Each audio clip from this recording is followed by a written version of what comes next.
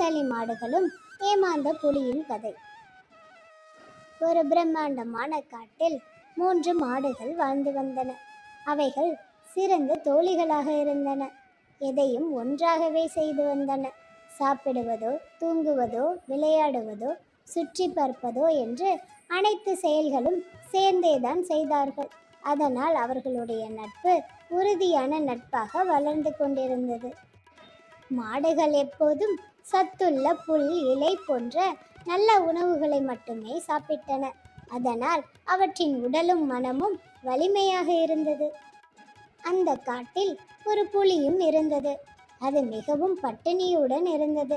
ஒரு நாள் அந்த 3 மாடுகளை பார்த்த புலிக்கு பசி கொண்டது. இவைகளை பிடித்து சாப்பிடலாமே என்று நினைத்தது. ஆனால் அவை எப்போதும் ஒன்றாக சேர்ந்திருந்ததால் புலிக்கு எதையுமே செய்ய தைரியம் வரவில்லை. ஒரு நாள் மழை பெய்ய தொடங்கியது. 3 மாடுகளும் ஒவ்வொன்றாக வெவ்வேறு மரத்தடியில் ஒளிந்தன. இதை கவனித்த புலிக்கு ஒரு கெட்ட யோசனை வந்தது.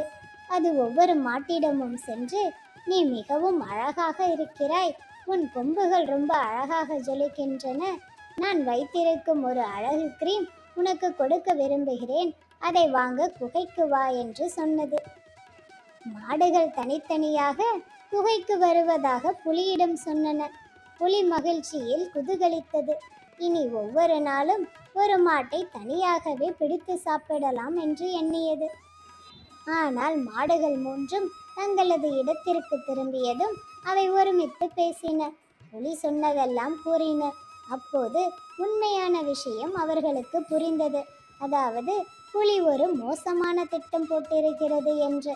அதனால் 3 மாடுகளும் தீர்மானித்தன, புலியின் குகைக்கு யாரும் போகக்கூடாது. நாம் ஒன்றாக இருந்தால் எந்த புலியும் நம்மை வெல்ல முடியாது என்று. மறுநாள் புலி ஒரு மாடை எதிர்பார்த்து காத்திருந்தது. அது வரவில்லை. அடுத்த நாளும் மற்றொரு மாட்டிற்காக காத்திருந்தது. இப்படியே 3 நாட்களும் எந்த மாடும் வரவில்லை. புலி மிகவும் கோபத்துடன் ஏமாற்றம் அடைந்து திரும்பி போனது. மாடுகள் தொடர்ந்து ஒன்றாக இருந்ததால் புலி ஒன்றும் செய்ய முடியவில்லை. இக்கதையிலிருந்து நாம் தெரிந்து கொள்வது, நண்பர்கள் ஒற்றுமையுடன் இருந்தால் எந்த பெரிய ஆபத்தையும் ஜெயிக்க முடியும். பகைவர்களும் வஞ்சகர்களும் நட்பை உடைக்க முடியாது.